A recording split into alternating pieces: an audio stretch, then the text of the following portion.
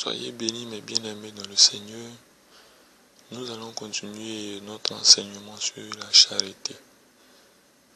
Prenons donc le livre de 1 Jean 3. Mais avant, confions ce moment au Seigneur Yeshua. Seigneur, merci pour ton amour, pour ta miséricorde dans nos vies. Ouvre les cœurs de mes frères qui entendront cet enseignement. Merci. Amen. 1 Jean 3. Si quelqu'un possède les biens du monde et que, voyant son frère dans le besoin, il lui ferme ses entrailles, comment l'amour de Dieu demeure-t-il en lui? Petit enfant, n'aimons pas en parole et avec la langue, mais en action et avec vérité. Par là, nous connaîtrons que nous sommes de la vérité et nous rassurerons nos cœurs devant lui. Car si notre cœur nous condamne, Dieu est plus grand que notre cœur et il connaît toutes les choses. Mes bien-aimés, le livre de 1 Jean 3 est vraiment très évocateur sur la charité.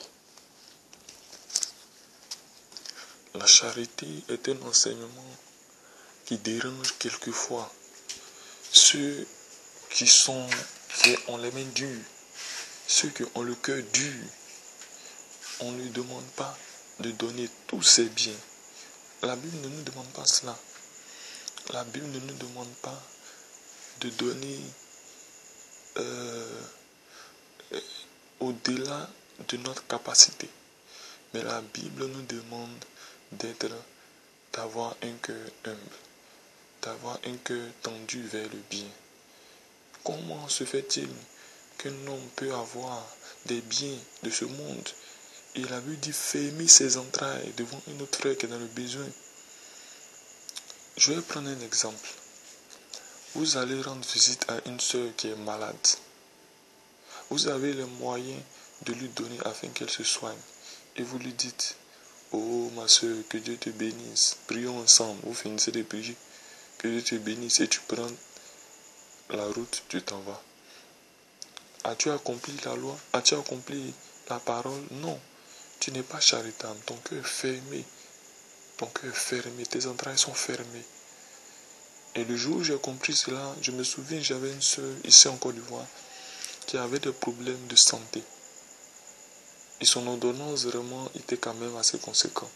Mais le Seigneur m'avait béni à ce moment et j'avais les moyens.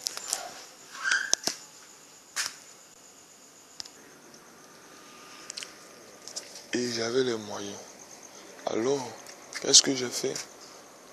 Je lui ai donné l'argent.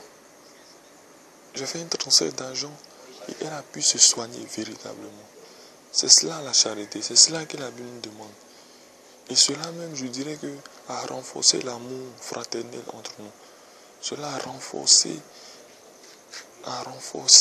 notre lien de frères et de sœurs dans la foi. C'est cela la foi. La foi, c'est s'ouvrir à l'autre. C'est faire du bien à l'autre. Même avec les biens de ce monde. Ça ne sert à rien de se retrouver quelque part, de prier et de négliger l'autre. Je me souviens même ce dimanche, on a un frère dont la femme a accouché le dimanche passé. On a dit, faisons le bien à ce frère. Nous avons cotisé et nous avons fait un don. Ça, il s'agit des frères et des sœurs. Et même envers les gens qui sont dans le monde. même envers les païens.